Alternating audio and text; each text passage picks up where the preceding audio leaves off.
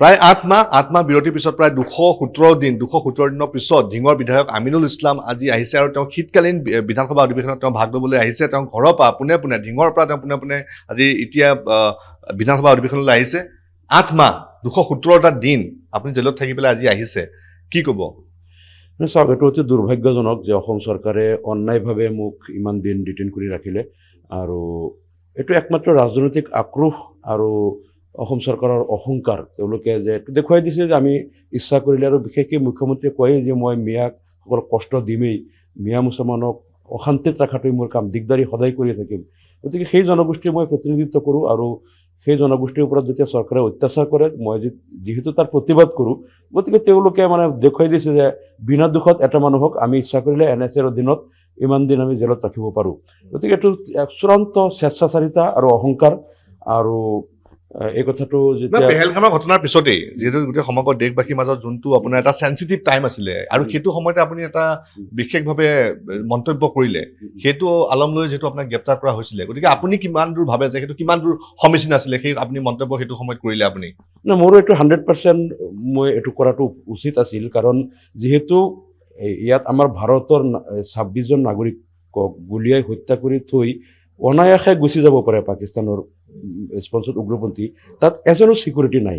এইটো দায়িত্ব কেন্দ্ৰীয় চৰকাৰৰ নহয় নেকি যে পেহেলগামৰ নিচিনা ইমান এটা য'ত মানে টুৰিষ্ট স্পট এটা, য'ত ইণ্টাৰনেশ্যনেল টুৰিষ্টসকল আহে, তাত কিছু নিৰাপত্তাৰক্ষী মোতায়েন কৰি ৰখাটো কেন্দ্ৰীয় চৰকাৰৰ দায়িত্ব নহয় নেকি? মই বিৰোধী দল হিচাপে এই যে কেন্দ্ৰীয় চৰকাৰে যে তাত আমাৰ ভাৰতীয় লোকসকলৰ জীৱন আৰু সম্পত্তিৰ নিৰাপত্তা দিয়াত ব্যৰ্থ হ'ল, তাৰ কাৰণে মই সমালোচনা ভাৰতৰ চৰকাৰক কৰিম নে শ্ৰীলংকাৰ চৰকাৰক নে ছাউথ আফ্ৰিকাৰ চৰকাৰক কৰিম? কাক সমালোচনা কৰিম? আমি বিৰোধী দল হিচাপে ইয়াৰ কাৰণে জগৰীয়া কেন্দ্ৰীয় চৰকাৰে তেওঁলোকে তাত নিৰাপত্তাৰক্ষী কিয় নাৰাখিলে? আৰু যদি নিৰাপত্তা ৰাখিলে হয়, ইমান লাৰ্জ স্কেলত ইমান মানুহ তেওঁলোকে হত্যা কৰিব নোৱাৰিলে হয়। হয়তো 2-4জন হত্যা কৰিলে আকৌ কাউণ্টাৰ হ'লে হয়, কিবা উগ্ৰপন্থীও হয়তো 2-এটা নিহত হ'লে হয়, মানে এনেকুৱা। আপুনি নিৰাপত্তাৰ কুটি কথাটো কৈছিলে আৰু আপুনি সেইটো সময়ত যোনটো মন্তব্য কৰিছিলে, আপুনি তাৰ পৰা আজিও বিচ্যুত হোৱা নাই? আপুনি একে অটল স্থিতিতে আছে? মই সেইটোৱে কৈছো যে ইয়াৰ কাৰণে কেন্দ্ৰীয় চৰকাৰ যিহেতু তাত নিৰাপত্তা দিয়াত প্ৰদান কৰাত ভাৰত চৰকাৰ ব্যৰ্থ হৈছে, মই বিৰোধী দলৰ সদস্য হিচাপে মই ভাবোঁ যে এইটো মোৰ ৰাইট আছে যে যদি এই দেশৰ চৰকাৰে আমাৰ দেশৰ নাগৰিকৰ জীৱন সম্পত্তিৰ নিৰাপত্তা দিয়াত ব্যৰ্থ হয়, তেনেহ'লে চৰকাৰক সমালোচনা কৰাৰ অধিকাৰ আছে বিৰোধী দলৰ। সেই হিচাপে মই কৈছিলোঁ, আৰু এইটো মই অকলে নহয়, ভাৰতৰ লাখ লাখ মানুহে কৈছে। যিয়ে নহওক, তাৰপিছত সেই কেছটো আদালতত গ'ল, নগাঁও আদালতে মোক 15 দিন পিছত চাই তেওঁলোকে জামিন দিলে। যিহেতু তেওঁলোকে দেখিলে জামিন দিয়াৰ পিছত সেই কেছ লৈ আৰু কোনো কথা থাকিব লাগে, মই ওলাই যাব লাগে। তাৰপিছত যিটো কেছত জামিন দিছে সেই কেছৰ ওপৰত আকৌ NSA লগোৱাটো এইটো নিয়ম নহয়, কিন্তু চৰকাৰে স্বেচ্ছাচাৰিতা দেখুৱাই দিলে তেওঁলোকে যে আমি কোৰ্টে জামিন দিলেও আমি ওলাই যাব নিদিওঁ। তেওঁলোকে আকৌ NSA লগাই মোক এই ইমান 8 মাহমান তাত মোক আবদ্ধ কৰি ৰাখিলে।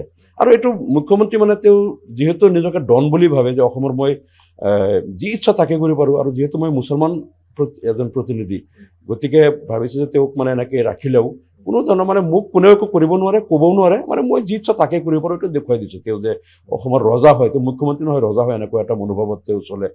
গতিকে এই কথাটো এতিয়া অসমবাসীয়ে বিবেচনা কৰিব। আৰু সেই যিটো কেছ আছিল সেইটো আদালতে জামিন দিছে, আদালতে বিচাৰ কৰিব। তাত যদি মই দোষী, আদালতে মোক শাস্তি দিব বা কি, সেইটো আদালতে যিহেতু কেছ আছে, সেইটোত চৰকাৰে হস্তক্ষেপ কৰাৰ কোনো প্ৰয়োজনেই নাই। অপ্ৰয়োজনীয়ভাৱে মোক তেওঁলোকে NSA লগাই একমাত্ৰ ৰাজ্য চৰকাৰৰ বিভিন্ন জনবিৰোধী কাম কাজক মই সমালোচনা কৰোঁ কাৰণে মোক মানে তেওঁলোকে আক্ৰোশ কৰিছে। যোৱা বাজেট ছেছনতো এই বাজেটৰ ওপৰত বহুত মানে চৰকাৰৰ কটু সমালোচনা মই অসম বিধানসভাত কৰিছিলোঁ, যে এইটো যে এটা নিৰ্বাচনমুখী হিতাধিকাৰী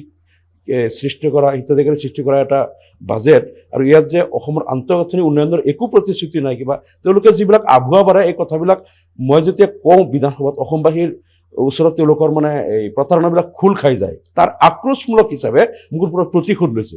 আৰু আপুনি 217 দিন আপুনি জেলত থাকিলে, প্ৰায় 8 মাহ থাকিলে, বিগত 8 মাহ আপুনি থাকিলে, আপুনি আজি কি ক'ব বিচাৰে? আপুনি টাৰ্গেটেড আছিলে, আপুনি নিৰ্বাচনৰ যি ৰাজনৈতিক ষড়যন্ত্ৰ আপুনি বলি হ'ল, কাৰণ ৰাষ্ট্ৰদ্ৰোহৰ গোচৰ NSA আপোনাৰ ওপৰত লগাইছে।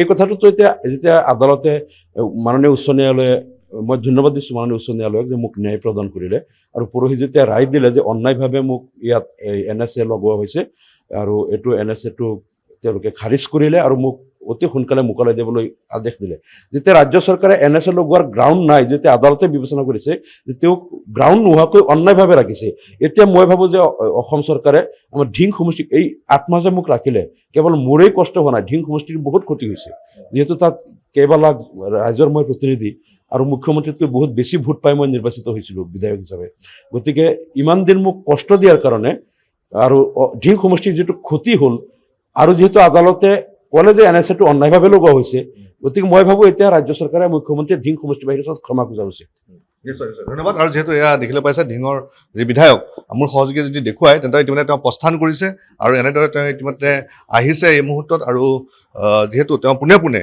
এই বিধানসভাৰ যি শীতকালীন অধিৱেশন আছে তাত তেওঁ ইতিমধ্যে ভাগ ল'বলৈ তেওঁ আগবাঢ়িছে আৰু যোৱাকালি যিহেতু তেওঁ কাৰাগাৰৰ পৰা তেওঁ জেলৰ পৰা ওলাই তেওঁ পোনে পোনে তেওঁ গৈছিলে তেওঁ ধিঙৰ সমষ্টিলৈ গৈছিলে তেওঁ নিজৰ বাসগৃহলৈ গৈছিলে আৰু তাৰ পৰা তেওঁ আজি পোনে পোনে তেওঁ আহিছে ইয়ালৈ বিধানসভালৈ আহিছে গুৱাহাটীলৈ আহিছে বিধানসভাত তেওঁ যি শীতকালীন অধিৱেশন আছে তেওঁ তাত ভাগ ল'ব আৰু আহিয়ে তেওঁ মুখ্যমন্ত্ৰীক সমালোচনা কৰিছে আৰু সম্পূৰ্ণ এই ঘটনাটো তেওঁ ৰাজনৈতিক ষড়যন্ত্ৰ বুলি তেওঁ ইতিমধ্যে মন্তব্য কৰিছে আৰু তেওঁ কৈছে যে সমগ্ৰ এই ৰাজ্য চৰকাৰে তেওঁৰ ওপৰত যি ৰাষ্ট্ৰদ্ৰোহৰ গোচৰে হওক বা আন যি গোচৰ সেয়া তেওঁৰ ওপৰত দিলে কিন্তু কথাটো হ'ল যে এনেধৰণৰ কঠোৰ আইন তেওঁৰ ওপৰত লগাব নালাগিছিলে কিন্তু সম্পূৰ্ণভাৱে এক ৰাজনৈতিক ষড়যন্ত্ৰ তেওঁ হোৱা বুলি কৈছে আৰু ইতিমধ্যে এয়া তেওঁ প্ৰস্থান কৰা দেখিবলৈ পোৱা গৈছে আৰু এনেদৰে এতিয়া তেওঁ যি MLA হোষ্টেলৰ যি তেওঁৰ হোষ্টেল আছে হোষ্টেলৰ পৰা তেওঁ পোনে পোনে বিধানসভাত তেওঁ অংশগ্ৰহণ কৰিবৰ কাৰণে বিধানসভাৰ